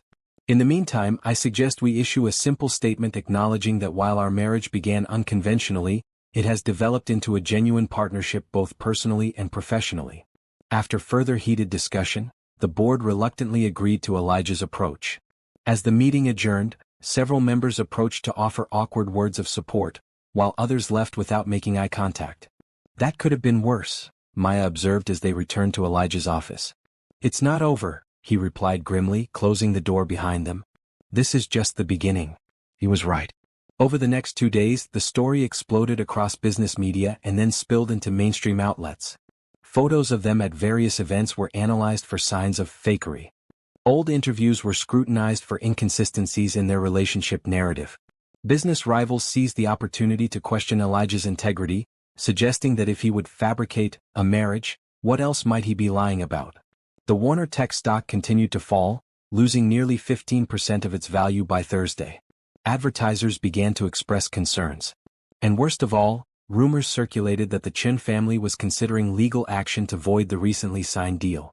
4 months later, on a crisp winter day with snow gently falling outside, Maya stood in the bridal suite of the small chapel where she and Elijah had chosen to renew their vows.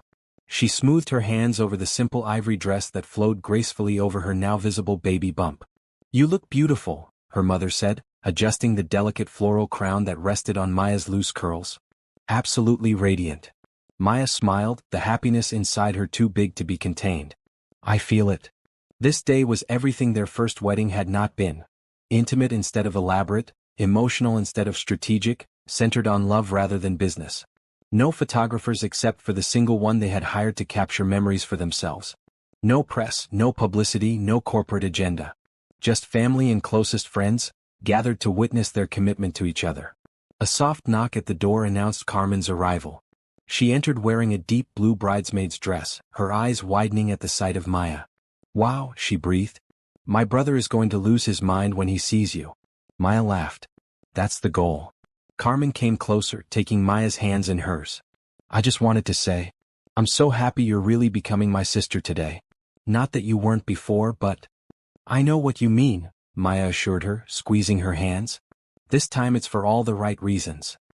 He's different with you, Carmen said softly. Happier. More human.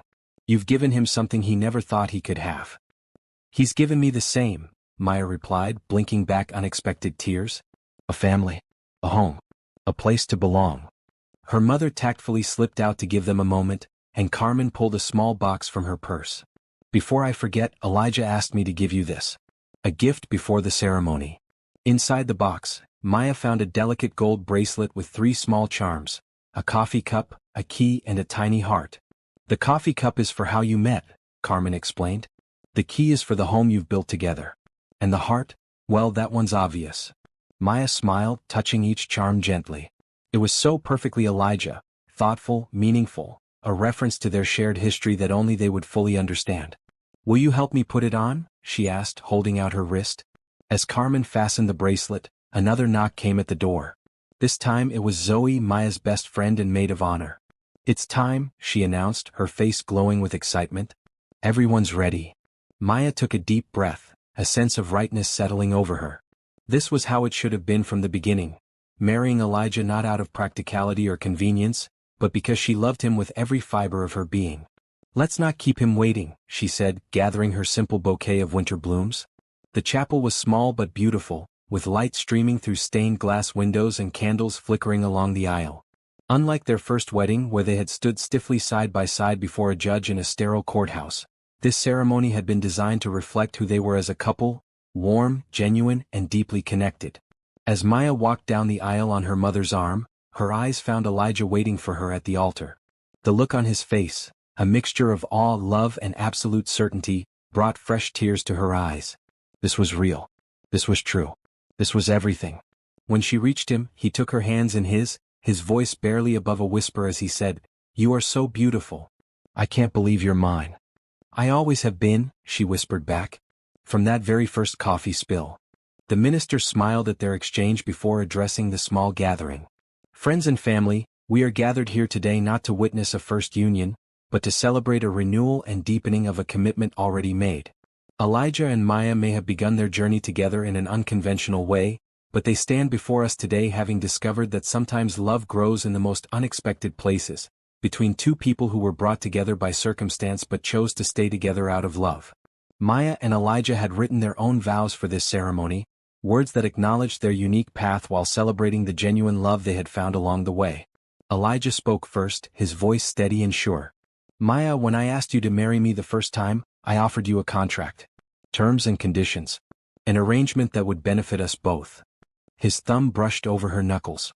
"What I didn't know then was that I was signing up for a journey that would transform me completely.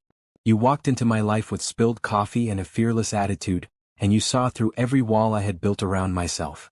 He paused, swallowing hard before continuing. "Today I'm not offering you a contract. I'm offering you my heart, my trust, my future. I promise to be your partner in every sense of the word. To support your dreams as fiercely as you've supported mine. To be a father our child will be proud of. To never again hide behind practicality when what I really mean is, I love you." His voice dropped to an intimate murmur. "You are the best thing that ever happened to me, Maya Johnson. And I will spend the rest of my life making sure you never doubt that for a moment." Maya blinked back tears, taking a moment to compose herself before beginning her own vows. "Elijah, when I agreed to marry you a year ago, I told myself it was just business. A practical solution to both our problems." She smiled through her tears. "I was wrong. It was the beginning of the most important journey of my life. Living with you, working beside you, seeing the man behind the CEO everyone else knows, I fell in love with you day by day in quiet moments when you thought no one was watching." She squeezed his hands. "Today, I'm not making promises because of a document we signed. I'm making them because I choose you freely and completely. I promise to be your safe harbor in every storm. To remind you that you are loved not for what you achieve but for who you are. To build a family with you based on trust, respect, and the kind of love that grows stronger with every challenge." Her voice softened. "You once said I saved your company.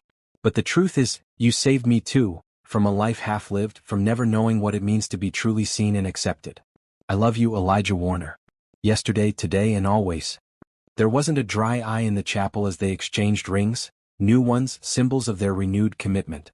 When the minister pronounced them husband and wife, Elijah's kiss was tender yet passionate, a perfect reflection of the man she had come to know and love. The reception was held at the lake house, transformed by twinkling lights and winter greenery into a magical setting for their intimate celebration. Unlike the formal, impersonal events they had attended together in the past, this gathering was relaxed and joyful, family and friends sharing meals, stories, and laughter without pretense or performance. As the evening progressed, Maya found herself standing by the lakeside, watching the reflection of lights on the frozen surface.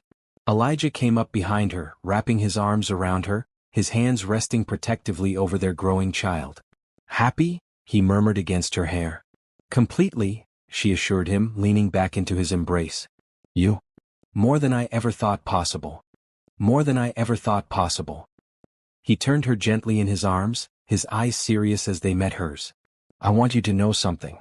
If I had to do it all again, the contract, the public scrutiny, all of it, I would. In a heartbeat. Because it brought me to you." Maya reached up, her palm warm against his cheek. "I would too. Every step led us here. And here is exactly where I want to be." Inside the house, someone started playing music, the soft strains drifting out to where they stood. "May I have this dance, Mrs. Warner?" Elijah asked, a smile playing around his lips. "You may indeed, Mr. Warner," she replied, stepping into his arms. As they swayed together under the winter stars, Maya reflected on the extraordinary journey that had brought them to this moment. From a spilled coffee and a business proposition to a love that had weathered public scrutiny and private doubts to emerge stronger than before. Their beginning may have been unconventional, their path filled with unexpected turns, but their destination, this profound connection, this unshakable partnership, this family they were creating together, was more beautiful than anything they could have planned. No more fake marriage. No more pretending. Just truth and love, and the promise of a future built together, step by step, day by day. Their contract was complete. Their real story was just beginning. Spring arrived in a burst of color and new life, transforming the city after the long winter. On a perfect May morning, exactly 1 year after Elijah had first presented Maya with divorce papers, she sat in a sunlit hospital room cradling their newborn daughter. "She has your eyes," Elijah murmured, perched on the edge of the bed beside them, his expression one of wonder as he gently stroked the baby's tiny cheek. "And your determination," Maya replied with a tired smile. 18 hours of labor, she definitely inherited your stubbornness." Elijah laughed softly, his gaze never leaving their daughter's face. "A quality that will serve her well in life." They had named her Olivia Grace Warner, Olivia after Elijah's mother, Grace for the unexpected blessing she represented in both their lives. Born healthy at 7 pounds, 3 ounces, with a shock of dark hair and eyes that seemed to take in everything around her, she was perfect in every way. "I can't believe she's really here," Maya said, adjusting the soft blanket around Olivia's tiny form. "That she's ours." "Believe it," Elijah said, pressing a kiss to Maya's temple. "You were amazing. I've never seen anything like it." "Like what?" "Your strength," he said simply. "The way you brought her into the world." He shook his head, his voice thick with emotion. "I thought I couldn't possibly love you more than I already did. I was wrong." Maya leaned against him, exhausted but happier than she had ever been. "We did it," she whispered. "We made a family. The best kind," Elijah agreed.